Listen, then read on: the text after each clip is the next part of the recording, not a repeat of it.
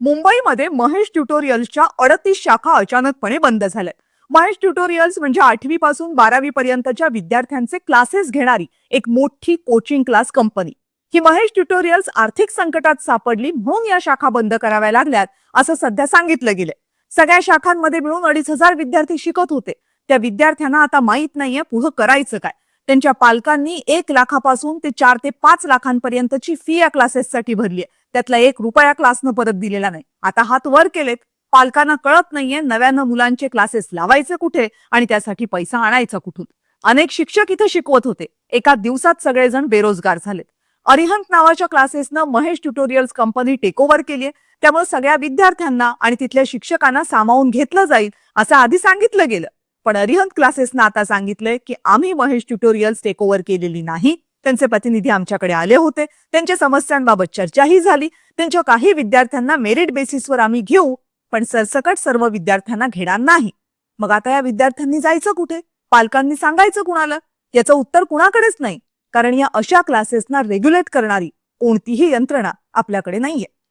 अत्यंत कमी उत्पादन खर्चामध्ये करोडोंची उलाढाल करणारी ही कंपनी दिवाळखोरीत जाते कशी, हा खरं तर सवाल आहे. पण हा सवाल विचारणार कोण आणि कुणाला? कारण सवाल विचारायला कायदे तर हवेत. महेश ट्युटोरियल्सच्या बंद झालेल्या शाखांमध्ये किमान 2,500 विद्यार्थी शिकत होते. आता त्या विद्यार्थ्यांच्या भविष्याबाबत कुणीही बोलत नाही. एक नेता बोलत नाही, एक मंत्री बोलत नाही. जसं काही हा खासगी क्लास भारतात, मुंबईत नाही, चंद्रावर घेतला जात होता. अहो, सरकारला लाज आणणारी बाब आहे ही. पण सरकारला याची लाज वाटतच नाही. 10वी-12वीच्या परीक्षेमध्ये बोर्डात येणं जेव्हापासून प्रतिष्ठेचं बनलं ना, तेव्हापासून या खासगी क्लासेसचं महाराष्ट्रात जणू पेव फुटलं. महेश ट्युटोरियल्स ही त्याच काळाचं प्रतीक आहे. 1988ला मुंबईतल्या मुलुंडमध्ये 8वी-9वीच्या विद्यार्थ्यांच्या शिकवण्या इथं व्हायच्या. पुढच्या 2-3 वर्षांमध्ये ही शिकवणी महेश ट्युटोरियल्स अशी बनली. 2003 पर्यंत महेश ट्युटोरियल्स ही महाराष्ट्रामधला ब्रँड बनली होती. 2014 पर्यंत या क्लासेसचा टर्नओव्हर 227 कोटींवर पोहोचला. खरं तर 2000 साल येईपर्यंत महाराष्ट्रातल्या 10वी-12वीच्या परीक्षांमध्ये मोठे बदल झाले. सीईटी आली, त्यामध्ये नीट, जेई याची भर पडली आणि मग सगळ्याच कोर्सेसच्या प्रवेश परीक्षा सुरू झाल्या. यामुळे सगळी शिक्षण व्यवस्थाच बदलली. पण त्या पद्धतीनं आपली शाळा कॉलेजेस नाही बदलली. ती पारंपरिक पद्धतीनं 10वी-12वीचा अभ्यासक्रम शिकवत राहिली. कारण या प्रवेश परीक्षा त्याच अभ्यासक्रमावर आधारित होत्या. पण या प्रवेश परीक्षांची विशेष तयारी ही या खासगी क्लासेसचीच जबाबदारी आहे असं सरकार आणि पालकांनी जणू ठरवूनच टाकलं. शाळा कॉलेजेसपेक्षा हे क्लासेस प्रेस्टिजियस बनले. एकीकडे शाळा कॉलेजेसनी किती फी घ्यावी, एका क्लासमध्ये किती विद्यार्थी असावेत, या शाळा कॉलेजेसच्या इमारती कशा असाव्यात, त्यामध्ये सुविधा काय असाव्यात, त्यांचे शिक्षक किती असावेत, त्या शिक्षकांची पात्रता काय असावी, या सगळ्यासाठी 1760 कायदे आणि नियम झाले. त्यांचं मूल्यांकन करायला नॅक सारख्या यंत्रणा आल्या. पण या खासगी क्लासेससाठी काय? काहीही नाही. गेल्या 40 वर्षात खासगी क्लासेससाठी कायदे सोडून द्या, अहो साधी कठोर नियमावली सरकारला बनवता आलेली नाही. अहो नियमही बाजूला राहू देत. देशात आत्ता कोणत्या वर्गांचे, कोणत्या परीक्षांचे किती खासगी क्लासेस आहेत, तिथं किती विद्यार्थी आहेत, हे विचारा सरकारला. तुम्हाला उत्तर मिळणारच नाही. कारण या सगळ्या क्लासेसची धड रजिस्ट्रेशन सुद्धा नाहीये. करोडोंची उलाढाल करायला असं जर बेलगाम सोडलं तर गुणवत्ता नाही तयार होत, फक्त हाव तयार होते. या कोचिंग क्लासेसचं सुद्धा तेच झालंय. हे क्लासेस लाखो रुपयांची फी घेतात. तीसभर क्लासमध्ये शेकडो मुलं कोंबतात. तिथं कोण शिकवतं याची पात्रता कुणी तपासत नाही. तरीही हे क्लासेस निवांतपणे चालतात. अति पैशांपायी या क्लासेसमध्ये अतिस्पर्धा वाढल्या. क्लासेसमध्ये वाढलेली स्पर्धा आता पेपर फोडीपर्यंत पोहोचली.